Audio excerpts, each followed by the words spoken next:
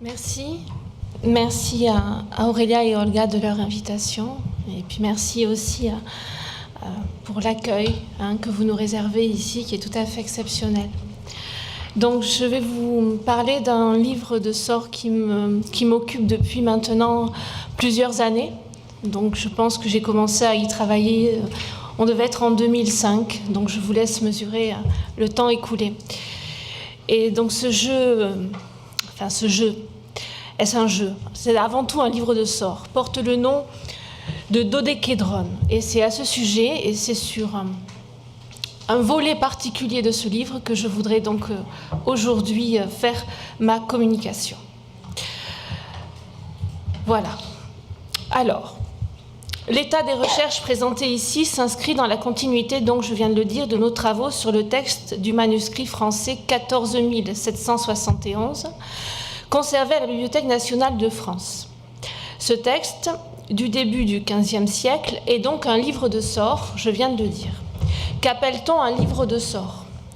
Un livre de sorts, c'est une catégorie de traités divinatoires qui sont issus en fait de la divination cléromantique, c'est-à-dire divination par tirage au sort qui était pratiquée dans l'Antiquité.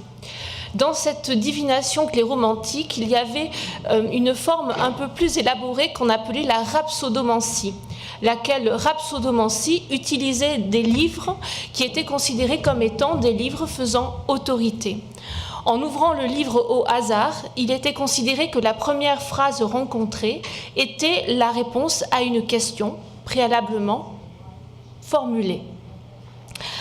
Évidemment, la chrétienté a utilisé le livre sacré qu'est la Bible de façon à continuer cette pratique. Cela dit, l'évolution de ce genre de divination s'est détachée petit à petit du livre sacré pour faire des livres de sorts à proprement parler. Ces livres de sorts, ainsi que le dit Jean-Patrice Boudet, finalement vont constituer un genre littéraire bien particulier. Les témoins de cet art divinatoire, consistant donc, je le rappelle, à prendre la page ou le livre comme support de la divination, se sont divisés eux-mêmes en différents courants. Parmi ces courants, il en est un qui, bien que se subdivisant lui-même en de très nombreuses branches, se fonde sur un principe de construction mathématique doublé d'un processus divinatoire privilégiant la plupart du temps un système de renvoi et ou de tirage au sort plus ou moins complexe. Le dodékédron occitan que je vous présente aujourd'hui est l'un d'entre eux. Comme l'indique le terme dodékédron, inscrit sur la reliure du XVe siècle du manuscrit, le livre de sorts occitan, pour fonctionner, utilise donc dans son processus de tirage au sort un dé à 12 faces pentagonales, un dodékédron donc. Et donc ce dodékédron a pour symbolique tout simplement 12 faces pentagonales, donc le ciel zodiacal. Ce livre de sorts a donc lui aussi un principe mathématique président donc à sa construction et à son fonctionnement. Et ce principe mathématique est intégralement fondé sur le nombre 12 et ses multiples. Je vais essayer brièvement d'en faire une description. En son état actuel de conservation, ce livre de sorts se compose de différentes unités dont chacune se trouve disposée sur un folio différent du manuscrit que j'ai cité précédemment. Le premier folio du dodékédron se compose de 3 colonnes de 36 lignes chacune. Les 2 premières sont constituées de 36 questions numérotées, abordant des sujets très divers, touchant pour la plupart du temps des questions concernant la vie quotidienne. Devant chaque question se trouve une série de renvois. La première liste de renvois est donc celle qui est constituée ici. Donc vous voyez vous-même que ces renvois concernent en fait les signes du zodiaque. Chaque signe du zodiaque étant lui-même présenté en 3 sections. C'est le terme gras, c'est-à-dire degré en occitan, qui traduit en fait ici le mot décan. Sur le folio suivant, nous retrouvons reproduit cette première liste de renvois, face à laquelle une nouvelle liste de renvois est mise donc en avant, celle que vous avez sur la deuxième colonne de mon tableau. Vous pouvez y voir des noms de rois et de reines célèbres. Ces mêmes noms se retrouvent sur le folio d'après, face auquel on trouve une autre liste de noms. Et là, vous pouvez percevoir des noms d'animaux en occitan. Thor, par exemple, camel, un peu plus bas, lèbre, le lièvre, au-dessus. Enfin, cette dernière liste de renvois, donc au folio d'après, est mise en face de la dernière liste que vous avez ici, qui est la dernière colonne de mon tableau. Et en fait, cette dernière colonne de mon tableau représente les noms des 36 groupes de réponses aux questions du premier folio. C'est-à-dire que ces 36 noms correspondent en fait à 36 groupes de 12 réponses. Ces 36 groupes sont en fait distribués sur le manuscrit entre le 3e folio et le 8e. Les noms constitutifs de ces différents renvois sont au cœur du sujet de cette présente étude. Et vous avez donc le récapitulatif complet sur le tableau affiché derrière moi. Avant de revenir plus précisément sur ces noms, nous précisons pour finir la présentation du livre de sort occitan que la répartition des réponses, comme on aurait pu s'y attendre, ne se fait absolument pas par thématique. C'est-à-dire qu'il ne faut pas imaginer que, par exemple, le premier groupe des 12 réponses concerne uniquement la thématique traitée par la première question. Il y a tout un calcul de distribution que j'ai réussi à mettre au jour en prenant réponse après réponse. Alors, je vais essayer de vous l'expliquer en quelques mots. Et voici ici présenté, alors je suis désolée, je suis sûre que c'est absolument illisible, mais ça vous donne en fait l'idée de ce principe mathématique sur lequel se fonde le livre de sorts dont je vous parle. Je m'explique. Prenons par exemple le premier groupe des 12 réponses. La première réponse va correspondre à la première question. La deuxième réponse va correspondre à la 36e question. La troisième réponse à la 35e et ainsi de suite. Donc en fait, ce que nous pourrions prendre pour du hasard n'en est nullement. C'est le résultat d'un calcul extrêmement précis dans lequel, et j'ai vérifié, il n'y a pas la moindre erreur. Donc ce tableau présente en fait le fruit de mes différents calculs au fur et à mesure de mes recherches. Donc vous voyez que le nombre 12 et ses multiples sont au fondement même, en fait, du processus de création de ce livre, mais aussi du processus de tirage au sort. D'où, évidemment, l'utilisation du dé à 12 faces pentagonales, et uniquement ce dé-là. Si on utilise, par exemple, deux dés normaux, ça ne peut pas fonctionner, puisque le minimum que nous pourrons trouver, c'est 2. Or, il faut pouvoir trouver 1 pour que le livre puisse fonctionner. Donc, je laisse ici le tableau. J'y reviendrai après si vous voulez. Bien. Dans cette tradition, ce dodécaédron, en fait, par sa construction, son style et le contenu des pronostics, est du même type qu'un livre de sorts appelé Petite Gromanchie et qui est conservé dans un manuscrit namurois du XVe siècle. Le dodécaédron occitan et la Petite Gromanchie sont issus de la même famille que 2 textes latins, les Praenostica Pythagoricae Condicerationis et les Questiones Albedaci. Vous avez les noms sur le tableau derrière moi. Conservés tous les deux dans les manuscrits Ashmole 304 de la première moitié du XIIIe siècle et Digby 46, copie du précédent, du XIVe siècle, les deux étant conservés à la bibliothèque d'Oxford. Ces 2 textes sont eux-mêmes issus ainsi que l'a démontré Allegra Yafrat, de la tradition hébraïque des livres de sorts représentés par le Sefer Goralot Sa'adia Gaon, autrement dit le livre de sorts de Sa'adia Gaon, érudit du Xe siècle. Dans cette tradition représentée par le Sefer Goralot, les noms utilisés pour classer les 36 groupes des réponses sont principalement des noms d'oiseaux.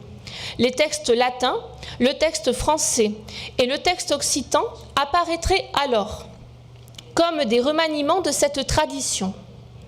Les mots utilisés par les copistes y seraient soit partiellement traduits par manque de connaissance de la langue hébraïque, soit volontairement non traduits ou traduits dans d'autres langues dans le but d'agrémenter le livre de mystère ou dans un but simplement ludique, l'un n'excluant pas l'autre d'ailleurs.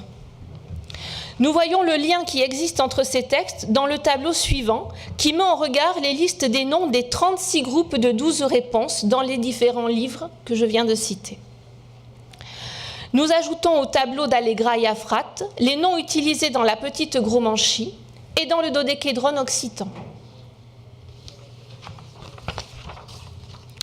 À la lumière de ce tableau, nous voyons que si tous ces textes sont manifestement issus du Sefer Goralot, qui lui-même a pu connaître plusieurs versions, il témoigne de l'emprunt d'au moins 2 voix différentes. Une que pourraient représenter les Questiones Albedassi et la petite Gromanchie namuroise, et une autre dont témoigneraient les Prénostica Pythagoricés et le dodékédron occitan. Mais les choses sont loin d'être si simples. En effet, nous ne savons malheureusement pas les détails de la construction de la petite Gromanchie namuroise, le manuscrit ayant été perdu dans l'incendie de la bibliothèque qui le conservait. Cependant, en comparant ces divers textes, nous voyons que le texte occitan est le seul, en l'état actuel de conservation des textes, donc je le répète, à avoir autant d'étapes intermédiaires entre la série des 36 questions débutant le livre et les 36 groupes de réponses que le Sefer Goralot. Donc il semblerait qu'il y ait un lien particulièrement étroit entre l'origine du hébraïque, donc représenté par le Sefer Goralot, et le texte occitan. Ainsi, dans cet ensemble, le texte occitan apparaîtrait occuper une place singulière du point de vue du jeu de la traduction et de la non-traduction. Ce jeu se perçoit déjà à l'analyse de la liste des 36 groupes. Alors, voilà. Les 36 groupes, vous y voyez sans doute un peu mieux. Je répète, ce jeu se perçoit déjà à l'analyse de la liste des noms des 36 groupes de réponses, liste composée donc, je le rappelle, des noms d'oiseaux.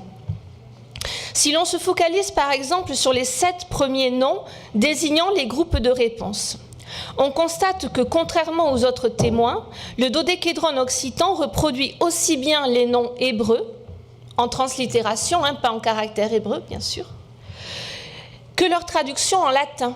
Regardez, Gozal, c'est le même mot que le Sefer Goralot. Ben Yona, alors pardon pour ma prononciation hébraïque, je n'en ai aucun rudiment. Donc, qui se traduit par petit de la colombe, le texte occitan va utiliser la traduction latine, filium columbe. Même chose pour les 7 mots sélectionnés.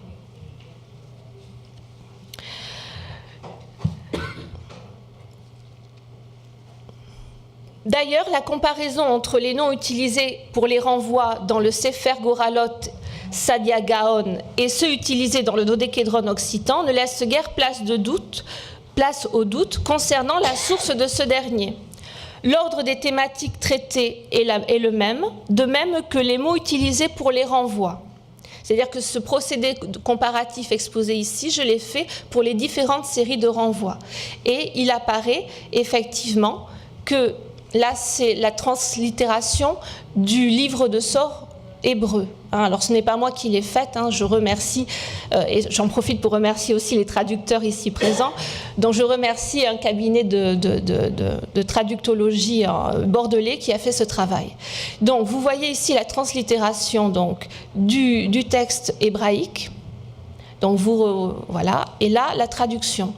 Donc en mettant face à face, je n'ai pas pu le faire sur le PowerPoint, je suis désolée pour toutes les listes. En mettant chaque colonne les unes à côté des autres, on perçoit effectivement que ce qui est vrai pour les listes de réponses est aussi vrai pour les listes de renvoi les précédents. Donc ces tableaux, je le précise, sont élaborés grâce aux données et aux recherches, notamment de Evelyn Burkhardt, qui est celle qui a été qui a fait la description du Sefer Goralot, dont je me sers ici pour présenter mon texte.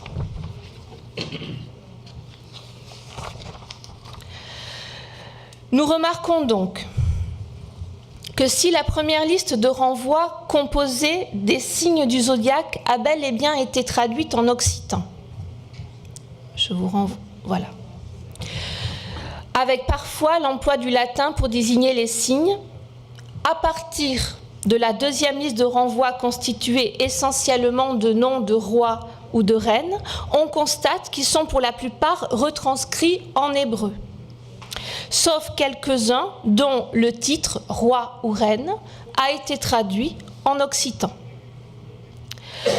Enfin, la liste de renvoi qui suit peut apparaître comme la plus significative de ce jeu, entre guillemets.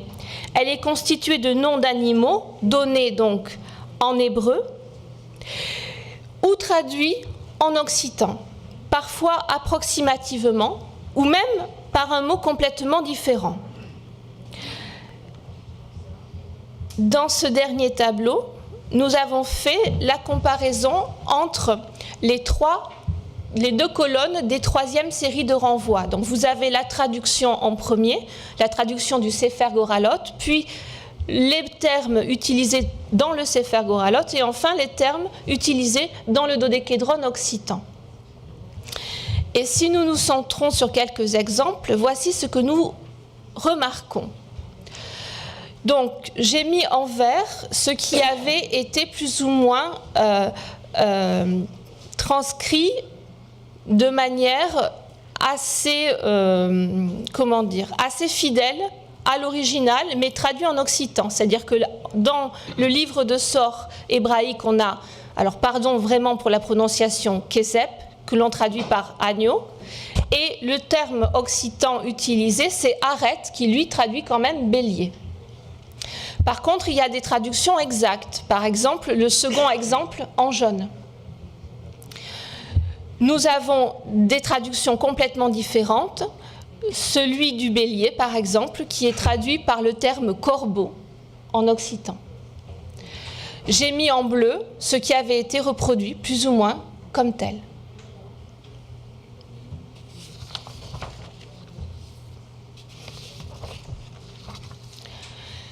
S'il ne fait nul doute que le scribe du livre de sort occitan a puisé à la source d'une des versions du Sefer Goralot, s'il est clair qu'il n'a eu aucun mal à retranscrire en occitan les questions, les réponses et la première série de renvois constitués des décans des signes du zodiaque, il y a tout lieu de s'interroger sur les raisons pour lesquelles il n'a pas adopté le même principe de traduction pour les 3 séries de renvois qui suivent.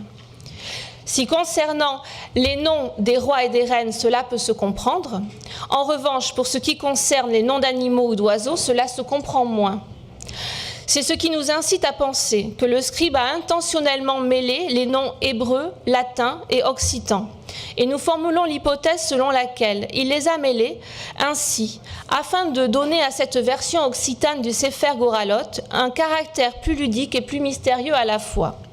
En effet, par son mode de fonctionnement utilisant le dé à 12 faces pentagonales d'une part et nécessitant d'autre part de tourner des pages pour aller d'un renvoi à un autre jusqu'à trouver le bon groupe de réponses et dans ce bon groupe de réponses, la bonne réponse, le dodékédron occitan se rapproche, comme beaucoup d'autres livres de sort peuvent le faire aussi, des caractéristiques du passe-temps.